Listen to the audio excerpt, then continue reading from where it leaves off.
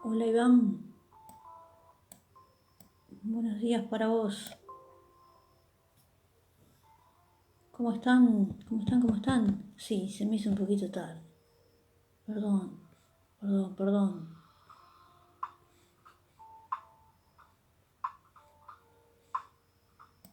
Vamos a leer un cuento hoy. Vamos a leer un cuentito.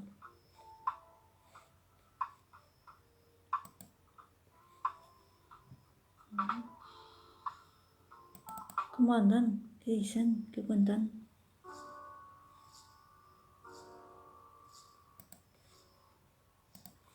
Espero que estemos muy bien. Espero que nos estemos cuidando. ¿No es cierto? ¿Nos estamos cuidando un poquito? Vamos a leer de Juan Rulfo La herencia de Matilde Arcángel.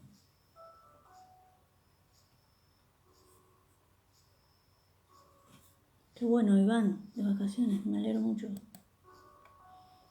Hay que disfrutar las vacaciones. Hay que disfrutar todos los días, estemos o no estemos de vacaciones. Pero es una linda excusa estar de vacaciones. La herencia de Matilde Arcángel de Juan Rulfo.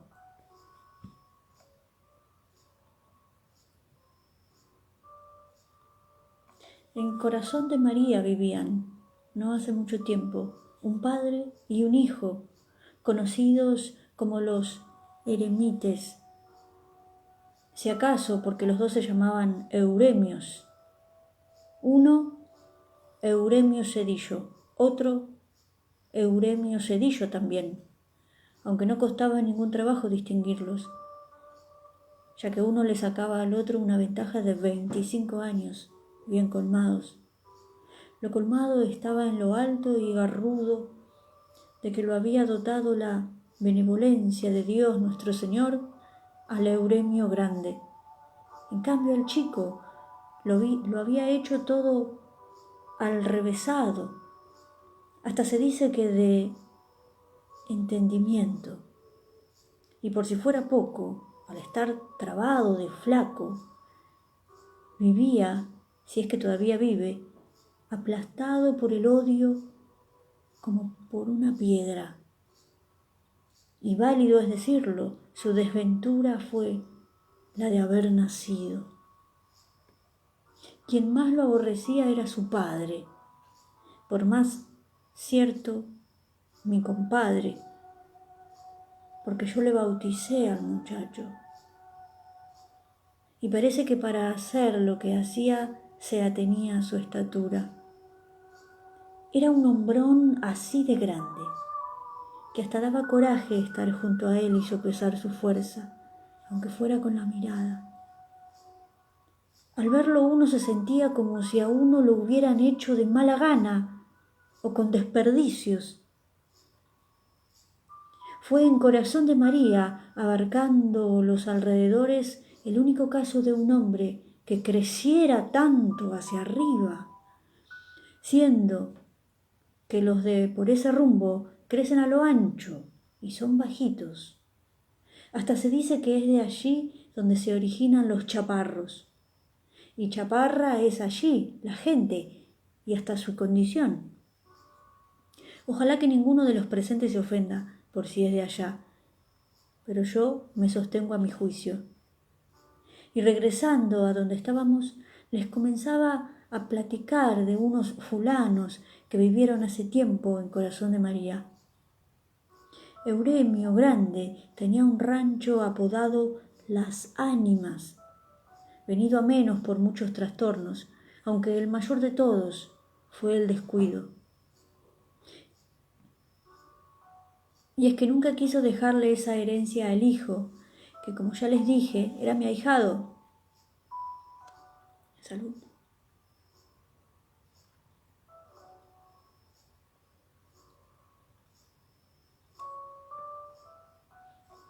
Se la bebió entera a tragos de vin garrote, que conseguía vendiendo pedazo tras pedazo de rancho, y con el único fin de que el muchacho no encontrara cuando creciera de dónde agarrarse para vivir.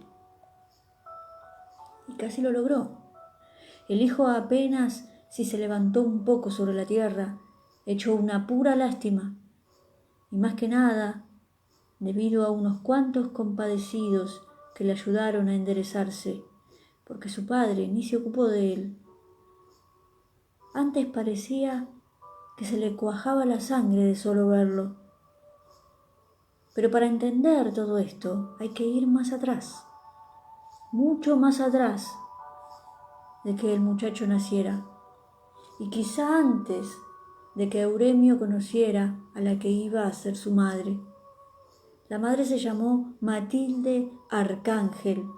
Entre paréntesis, ella no era de Corazón de María, sino de un lugar más arriba que se nombra Chupaderos, al cual nunca llegó a ir el tal Cedillo, y que si acaso lo conoció fue por referencias. Por ese tiempo ella estaba comprometida conmigo, pero uno nunca sabe lo que se trae entre manos.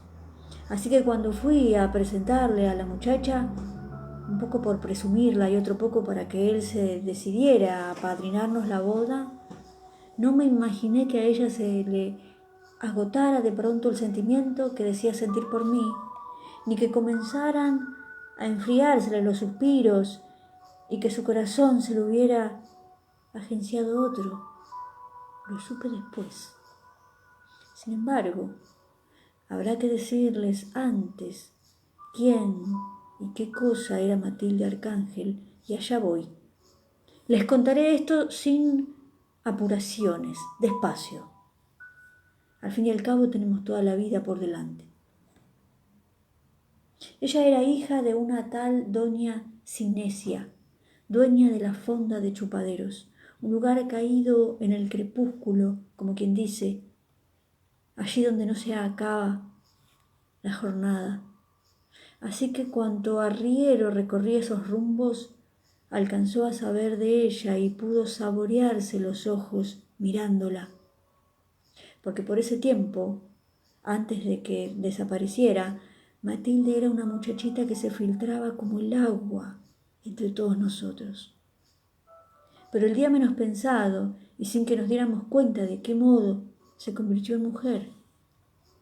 Le brotó una mirada de semisueño que escarbaba clavándose dentro de uno como un clavo que cuesta trabajo desclavar. Y luego se le reventó la boca como si la hubieran desflorado a besos. Se puso bonita la muchacha, lo que sea de cada quien. Está bien que uno no esté para merecer, ustedes saben, uno es arriero, por puro gusto, por platicar con uno mismo mientras se anda en los caminos. Pero los caminos de ella eran más largos que todos los caminos que yo había andado en mi vida. Y hasta se me ocurrió que nunca terminaría de creerla. Pero total, se la apropió el Euremio. Al volver de uno de mis recorridos, supe que ya estaba casada con el dueño de las ánimas. Pensé que la había arrastrado la codicia y tal vez lo grande del hombre.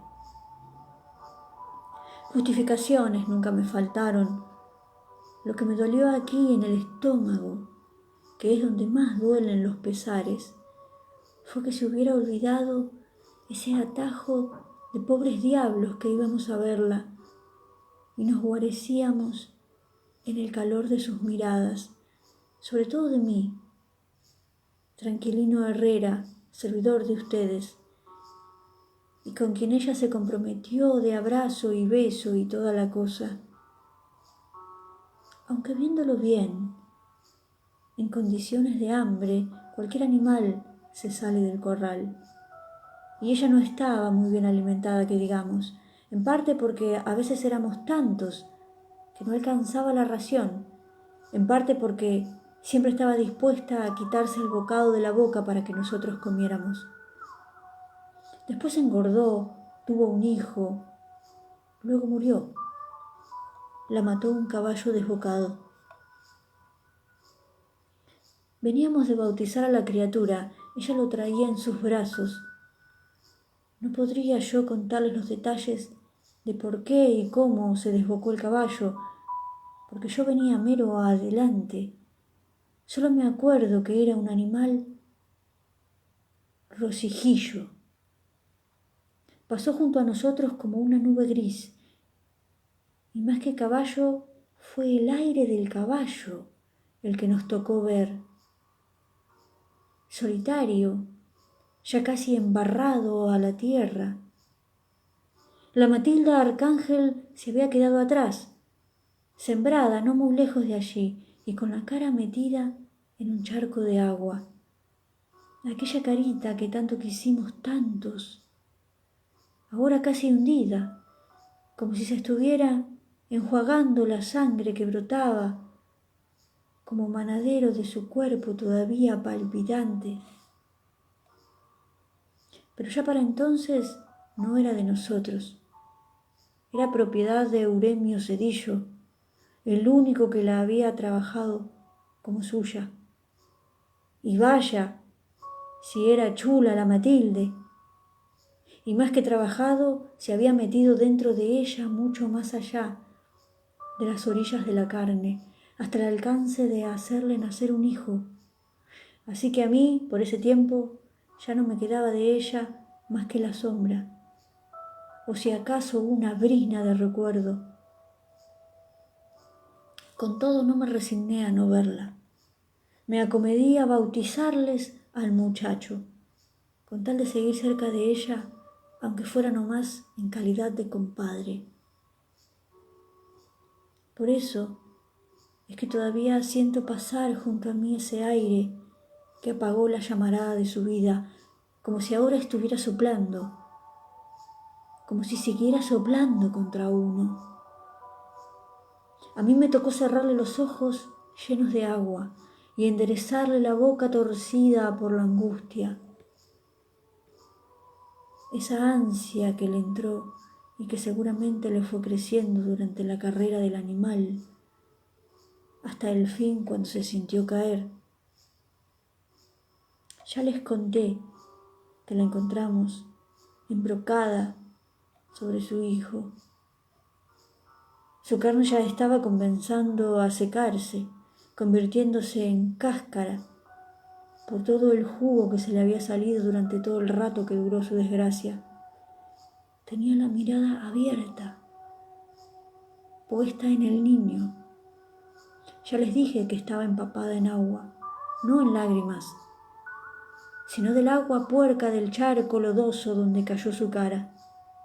Y parecía haber muerto contenta de no haber apachurrado a su hijo en la caída, ya que se le traslucía la alegría en los ojos. Como les dije antes, a mí me tocó cerrar aquella mirada todavía acariciadora, como cuando estaba viva. La enterramos. Aquella boca a la que tan difícil fue llegar, se fue llenando de tierra.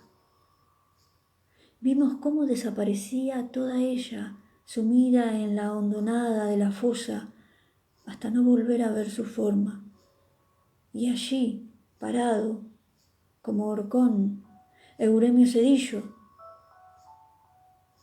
y yo pensando, si la hubiera dejado tranquila en Chupaderos, quizá todavía estuviera viva. Todavía viviría, se puso a decir él, si el muchacho no hubiera tenido la culpa. Y contaba que al niño se le había ocurrido dar un berrido como de tecolote cuando el caballo en que venían era muy asustón.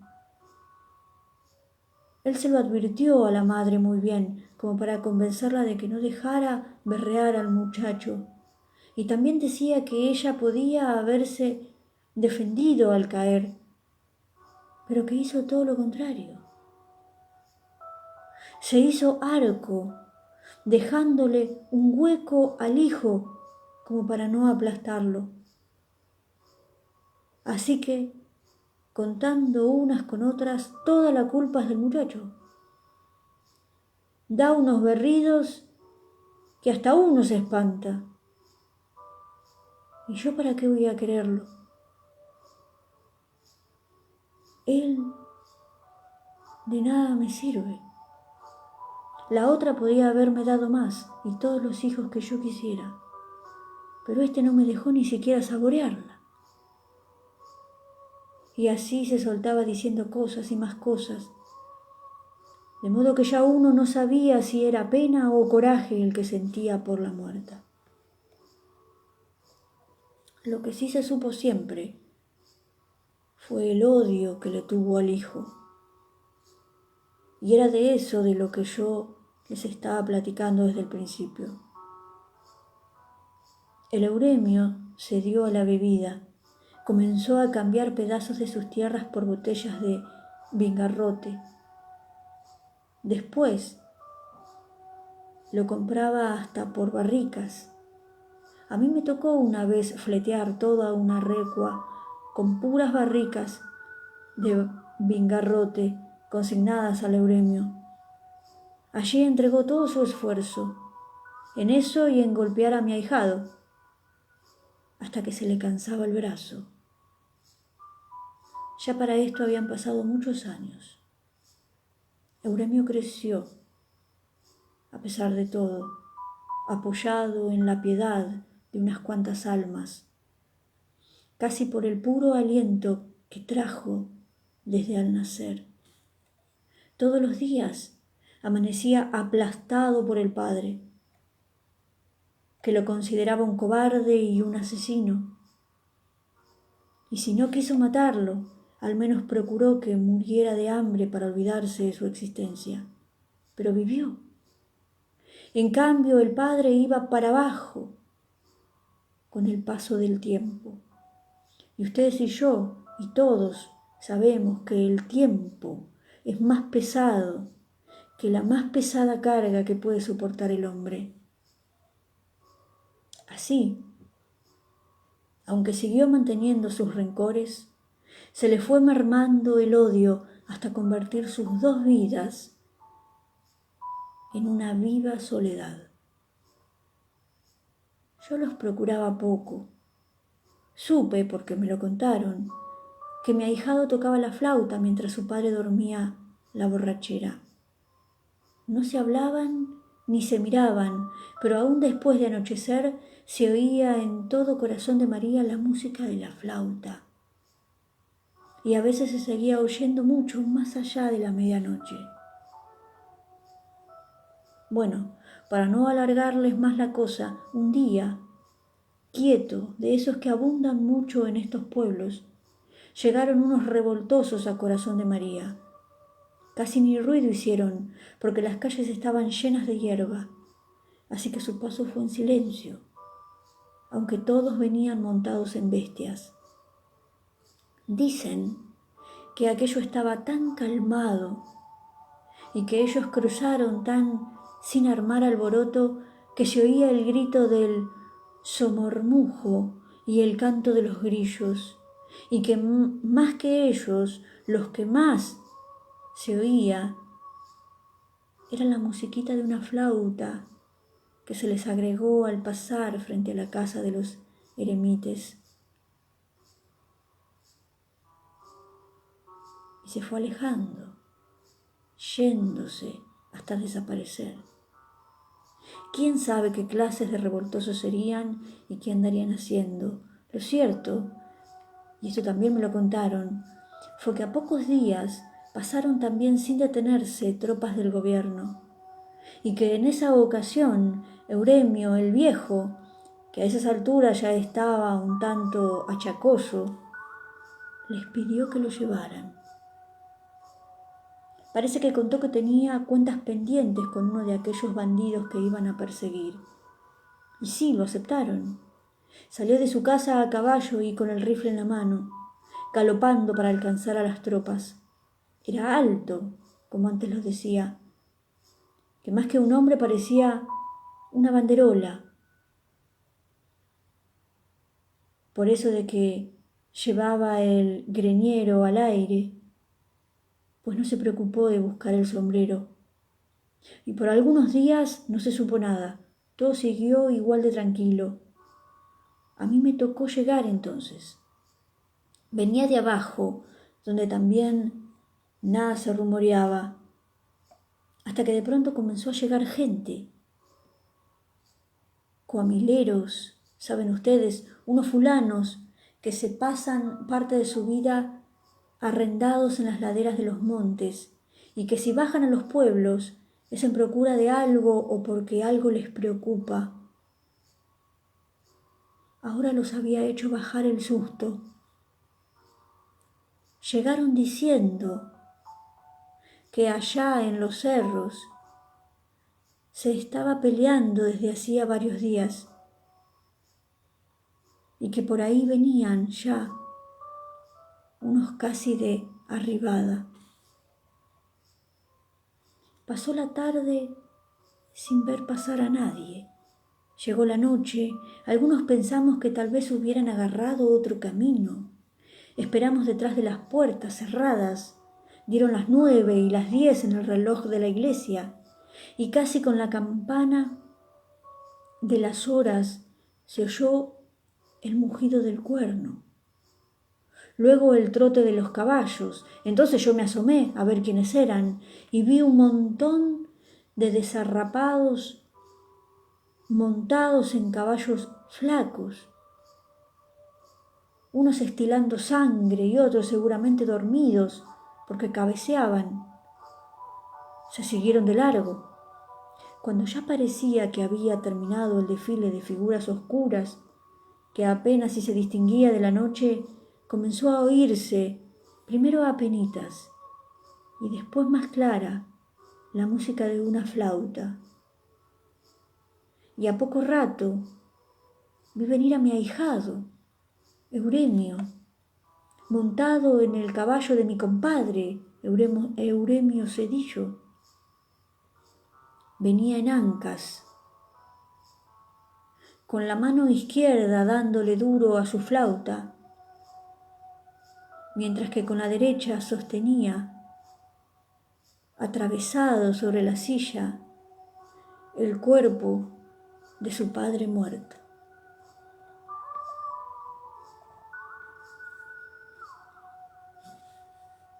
Muy interesante este cuento, hermosísimo, hermosísimo.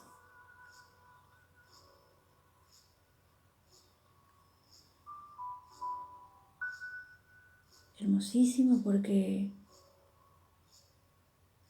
lo primero que me surge es reflexionar a propósito de la fuerza, esa fortaleza que se descubre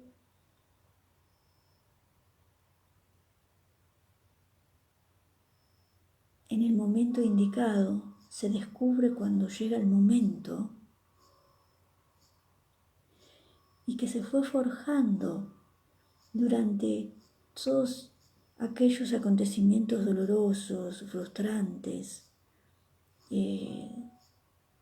terribles que nos suceden en la vida, todos aquellos momentos dolorosos trabajaron para forjar esa fuerza que es la que se expresa y se demuestra en el momento indicado, en el momento de la verdad.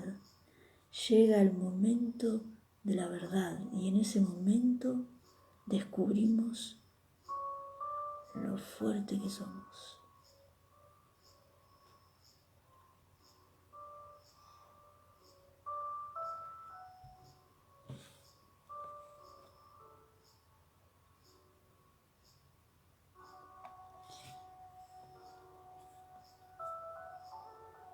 Además, también pienso en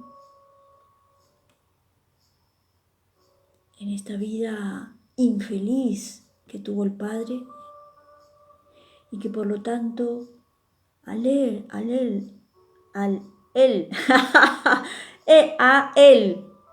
él estar infeliz, lo único que podría generar en su entorno, en su contexto, es infelicidad.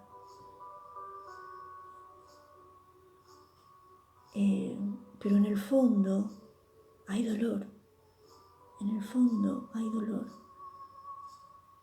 Sigo pensando, sigo sosteniendo que no existen las personas malas. Existen las personas heridas. No existen las personas malas, sino que allí hay dolor, que no saben cómo convivir con esto, entonces lo dan, lo reparten, ¿no?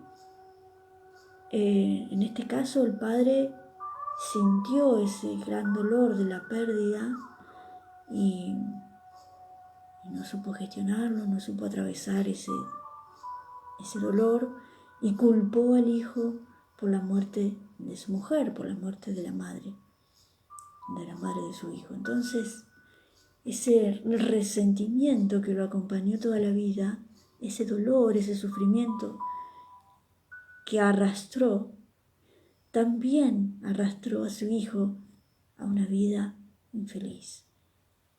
Me encantaría que reflexionemos sobre cuáles son aquellas cuestiones que no sanamos, porque todo eso que no sanamos lo arrastramos. Todo lo que no sanamos nos acompaña en el camino y salpica a quienes tenemos al lado. Sanar es una obligación para nosotros, para nuestro bienestar, por supuesto, en primer lugar. Cuando sanamos nos hacemos bien y además sanamos nuestra familia. Nos encontramos mañana.